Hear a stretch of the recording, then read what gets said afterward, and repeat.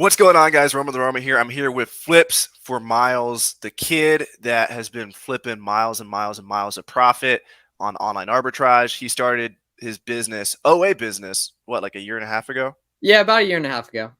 And been doing all different types of hustles, was trying Facebook marketing ads. What else did you do? You did a lot of stuff in the course of Yeah, so it started back in books with the day when the YouTube algorithm served me dude travels the country with canoe on car selling books video nearly 4 years ago. And everything. And I was previously reselling like shoes on other platforms at this time. Ooh, this view's fire right up here. Your camera quality is hitting even more with that. But yeah, and then I did that. I've always been reselling. I do the personal brand similar to Avery, really inspired by him in terms of just documenting, posting a ton, meeting people, all that, learning stuff, finding people that think like you, all that. And yeah, kind of found my niche in terms of what really ended up working was just online arbitrage, Amazon FBA, starting last February 2021, and been doing the same thing ever since, every day. Yeah, and he's so in the game right now. He's been working so hard. I know you don't really talk about how hard you work, but I've been watching you, and I know you work so hard based on the content you're pushing out and also your Amazon sales, obviously. So something I feel like with arbitrage is like the more somebody's in tune with the community and actively sourcing, it's like Naval Ravikant talks about different types of luck. And right now, the type of luck that you have is you have hustle luck. You have like this luck of like a community around you. Shout out to your Discord, by the way. Anyone that wants to join a free Discord of like-minded sellers, like 20,000 people. Yeah, I think it's like 29 by now. So if you guys want to stay in, holy shit, almost 30,000, stay in touch with like the latest trends and stuff, that's definitely a good one to check out. I go in there and ask questions occasionally. But you also have this type of luck where you're starting to be able to see things that other people can't see. Like that last video we just shot, he looked at leads that I was about to purchase, and some of them I will, some of them I won't. If you guys want to check that video out of actual stuff that I'm about to buy with Miles' opinion on that, go ahead and click the link below. There's also you'll see like Miles looks at live leads or something like that. Go check that one out. $2 million seller, something clickbaity like that. Yeah, something like that. So there's gonna be a lot of videos down below also with Miles if you guys want to see those.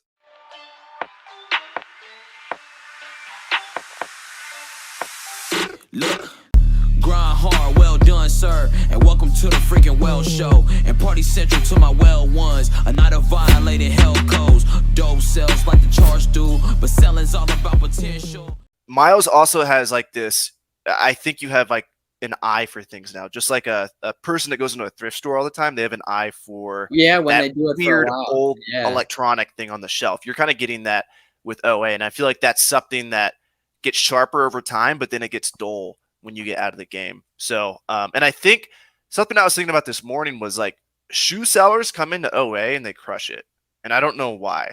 Because we come from scarcity of dealing with the releases where you can only work on Saturdays. You can only buy stuff on Saturdays. So now we have when you're a shoe seller, you work a lot harder for a lot less quantity of stuff. And then you come on Amazon where the customer isn't the niche customer who wants the nicest Jordans. It's the person in middle America who wants the $50 Nikes that you know how to buy for 20. Yeah. So a lot of shoe sellers are crushing it with OA. And I think you guys have an advantage when it comes to sourcing. I think you guys have this muscle where you guys have already played the game before, and it's a different game now. It's OA, but maybe it's a similar product. Maybe it's a different product, but you guys are probably used to the clearance deals, getting around like the weird checkout policies. Some of these websites you can only buy, 10 of something. You guys are really good at catch-alls. What a catch-all is like you can use like 100 different emails. Like I've probably used over 1,000 at this point. Yeah, that's insane. So let's talk about your journey and how you got started for maybe a younger kid or maybe an older person. A lot of my YouTube audience is 30 plus, 40 plus, and they want to get started selling on Amazon. And 3 years ago, you were a noob when it came to this. So how did you start? What was the first item you sold, and kind of what was your thought process going in? Yeah, all books the first year and a half. My thought process was I'm going to start with books because I don't know how to get ungated and anything else, which used to be a major roadblock. Now it's luckily not. If you guys have any ungating questions, you can DM Avery and I. We're happy to help out for free on DM Miles. Don't DM me. Sorry, yeah, DM me. Taking a break off social media. We can give Jamaica the SOP for the ungating on everything. But yeah, ungating's no longer really an issue. It's really easy to do. It's free in some cases to do and everything. So now I just ended up doing books pretty much the first year and a half, fairly unsuccessfully in terms of where I'd want to be for like a full-time income. But the key was that I was on socials the whole time. So I was seeing people who were doing it at scale. I remember when restrictedinventory.com was founded. Like, I remember you went on the trip to Minnesota right after starting it or something like that and everything. So I was seeing people who were doing stuff at scale, right? Caleb Roth, Rake and Profit, all these guys who were having success. And I was like, I think I can eventually figure it out and do some stuff like that. Just ended up taking longer than I thought, but I just believed in online business. I was so kind of in some of these different online communities that it was just like, eventually I was going to know so much that like, it just wouldn't make sense to not make some decent money with it and everything. And that basically just ended up aligning correctly when I was watching a Gary Vee video. He was like, you got to respond to every comment. Because I was posting the whole time, even if I wasn't making much money. Like, there were months I probably made sub like $2,000, but I was still posting every day on stuff and like live streaming and different stuff like that. And he was like, you better respond to every comment. So I was like, Gary, I'm gonna message every comment. I ended up messaging Garrett was one of those comments. It's like the stars just so aligned. And then by that week, I had also been, we do the Zoom calls with, our buddies in the group chat and everything. And so I got on a call with Garrett that week. And since with Danny and Jake, we've done closing in by the end of this year, I think like 15 mil of sales combined, and I'm only like 2.5 of that, but it's pretty cool to see what we've been able to do in a year and a half. Yeah, that's pretty dope. I always try to think of ways to. There's so many people out there that just don't want to post on social media. So whenever I make Amazon content, I'm always sensitive to that because I used to be, I still am such a huge advocate of posting all the time and documenting your life. I think that's the right word. Gary Vee uses that phrase, documenting. Like, everyone worries about like like I did a consult with a guy who's great. Like he had a great personality and everything. And he messages me like, should I do a personal or a business Instagram? Like, if you're asking that, you don't want to actually do it. Like, it doesn't matter at all, at all. And that's fine if you don't want to do it and everything. But I always recommend it to people. Yeah. So if you guys are on the fence, just try it for like 3 months. And actually try it and just see what happens, see what comes from it. My bad on interrupting. So I'm a huge fan of just the once a week, once a month, either picture of a box or picture of the seller app, because that gives you leverage that when you DM Roma the Roamer, when you DM Rake and Pryor, when you DM me, whatever, we can see you're putting in the work, and there's a different level of answer that comes when you can see you're putting in the work. Naturally. Exactly. Like, whether that's wrong or right, there's a different level of answer when I can see you're acting on stuff, and it improves the quality of your questions too. Because when you're actually doing it, it's so much easier to get someone from 1 to 5 than 0 to 1. Because 0 to 1 is literally, will you like self-discipline get started, which most people won't, and 1 to 5 is just optimizing. It's just learning how to source better. Yeah. So I'm sensitive to the fact that some people don't want to post at all, and so if you don't want to post at all, but you do want to have an Amazon business that cranks out profit, you can absolutely do that. Like, we know, we both know a lot of people. Almost everyone that's successful on Amazon doesn't do anything on socials. Yeah.